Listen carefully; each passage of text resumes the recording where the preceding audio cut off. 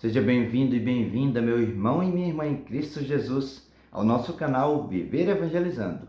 Hoje vamos mergulhar nesse dia 2 de maio, na história e no exemplo inspirador de um grande santo da nossa Igreja Católica, que foi e é Santo Atanásio, bispo de Alexandria, no Egito e doutor da Igreja. Venha conosco conhecer a história desse santo da Igreja Católica aqui em nosso canal Viver Evangelizando. Nós estamos reunidos em nome do Pai, do Filho e do Espírito Santo. Amém. Todos os dias trazemos a história de um santo, trazemos também a reflexão do Evangelho do dia e, além disso, nós nos reunimos às 15 horas para rezarmos o Santo Texto da Divina Misericórdia. Santo Atanásio. Origem. Desde a infância, Atanásio estava convencido de que um bom teólogo deve necessariamente ser também um bom cristão, um santo. E os contatos com Antônio Abade, patriarca do monacaísmo, foram-lhe de grande conforto, porque compreendeu como este homem pobre e isolado sabia muito mais e muito melhor do que muitos eruditos da cidade.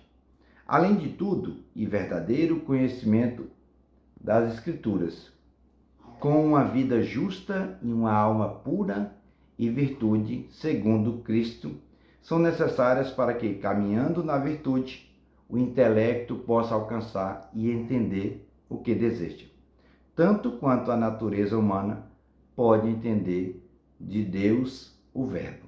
De fato, sem um intelecto puro e uma vida modelada nos santos, não se pode entender as palavras dos santos. Portanto, quem quiser entender o pensamento dos teólogos deve purificar a alma. A coragem dos mártires, a fraqueza dos lápides. Nascido na Alexandria por volta do ano de 295, em uma família cristã, Atanásio recebeu uma boa educação cultural. A sua infância coincidiu com a perseguição de Diocleciano, 303-313.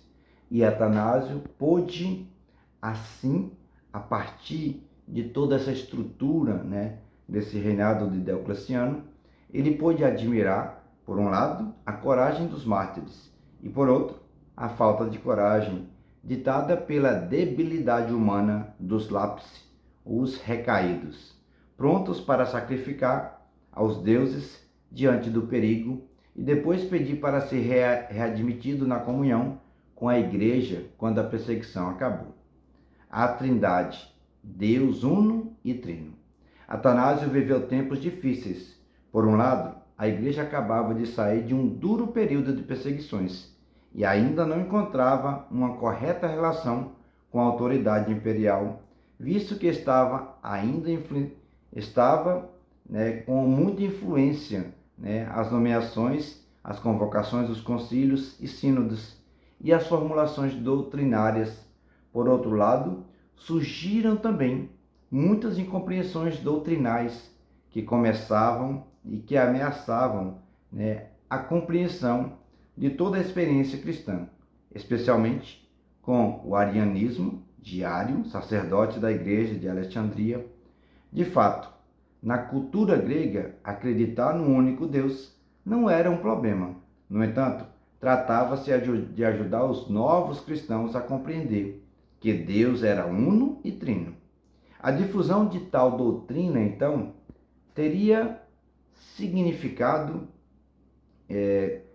em transmitir a mensagem de que a salvação pode sim ser alcançada com as próprias forças e, portanto, tornaria inútil a encarnação.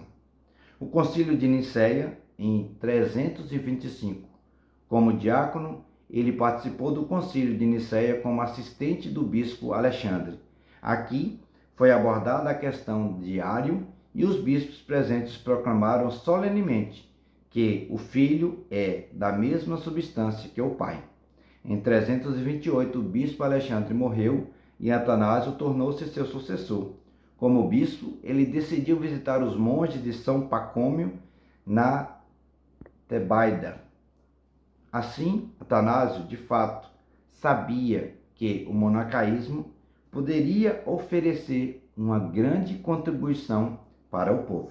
No entanto, Pacômio não compreendeu e não compareceu àquela visita, porque temia ser ordenado sacerdote e se ver envolvido no compromisso pastoral de seu amigo Atanásio, que o entendia cordialmente. Os meletianos e a defesa de Atanásio. Durante a visita às várias comunidades, os meletianos, discípulos do bispo de Melétios de Licópolis, 328, liderados por Giovanni Arcafe, acusaram-lhe perante o imperador de ser ordenado bispo muito jovem e de ter imposto muitos tributos aos cristãos. Não foi difícil para Atanásio defender-se das acusações, mas essas foram apenas o prelúdio do que ainda estava para acontecer com a vida dele. No final de 332, ele foi acusado de ter mandado matar o bispo Arsênio de Ipsele, enquanto ele estava simplesmente escondido em um mosteiro de monges, e apareceu vivo e bem no tribunal. Foi um grande revés para os acusadores de Atanásio. Nem os arianos pararam de lhe dar problemas.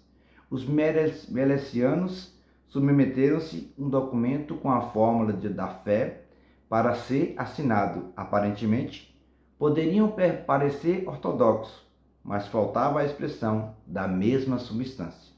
O imperador pediu a Atanásio que readmitisse Ário, mas depois de ler o documento, o bispo recusou. Neste ponto, em 335, os bispos arianos e meletianos convocaram então um concílio em Tiro, que, em face da maioria controlada de arianos e meletianos, decretou o exílio de Atanásio. Nesse inteirim, Giovanni Arcafe havia sido nomeado bispo de Alexandria, mas sua presença não durou muito, porque logo foi expulso pelos próprios cristãos. A partir desse momento, a cátedra de Alexandria não foi ocupada por outros bispos heréticos, pois os cristãos da cidade reconheceram apenas Atanásio como seu bispo. A disputa entre os arianos e Atanásio.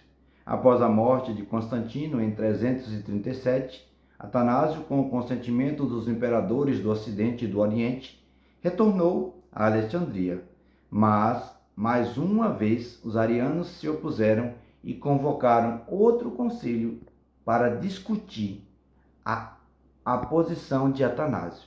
Nesse ponto, ele se aposentou com os monges. O Papa Júlio I, sabendo onde ele estava, convocou-o a Roma para o concílio romano, durante o qual Atanásio foi declarado inocente. Porém, impossibilitado de retornar a Alexandria, pôde ensinar com suas catequeses entre 339 e 346 que o perigo do arianismo esvaziava a fé cristã. Ao mesmo tempo, difundiu a experiência do monacaísmo como prova de que tudo é graça, tudo é dom de Deus, para quem nele acredita e se confia a ele. O retorno de Atanásio a Alexandria.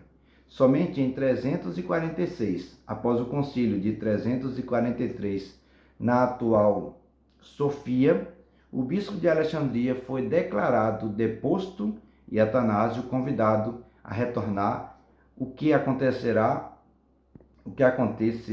melhor dizendo, apenas 3 anos depois, em meio às grandes comemorações. Gregório Nazianzen conta que, ao entrar em Alexandria, na frente de seu pastor, as pessoas jogavam seus mantos de palmeiras no chão. A ação pastoral de Atanásio soube conquistar corações e mentes, como ele mesmo escrevera na história dos arianos contada aos monges. Quantas mulheres em idade núbil, já preparadas e decididas para o matrimônio, permaneceram virgens para Cristo. Quantos jovens, vendo seu exemplo, abraçaram a vida monástica. Quantos pais persuadiram seus filhos e quantos filhos convenceram seus pais a não abandonarem a vida cristã. São Basílio, que naqueles anos iniciava o seu ministério episcopal, reconheceu no já idoso Atanásio o único capaz de dialogar com todos, porque ninguém como ele tinha a solicitude de todas as igrejas. Quando ele morreu, em 2 de maio de 373, Basílio lembrou, então, como uma alma grande e apostólica. Santo Atanásio, rogai por nós. Santo Atanásio, rogai por nós. Santo Atanásio, rogai por nós. Que a vida de Santo Atanásio inspire a viver com mais fé, coragem e o amor de Deus. A santidade não é um chamado para alguns, mas para todos nós. Então, me conte aqui nos comentários se você já conhecia a história desse santo da nossa Igreja Católica, Santo Atanásio. Se você gostou, deixe o seu like, o seu comentário, se inscreva em nosso canal e compartilhe esse vídeo com mais uma pessoa que você conhece, para que ela também conheça essa história desse santo da nossa Igreja Católica. O Senhor esteja convosco, Ele está no meio de nós.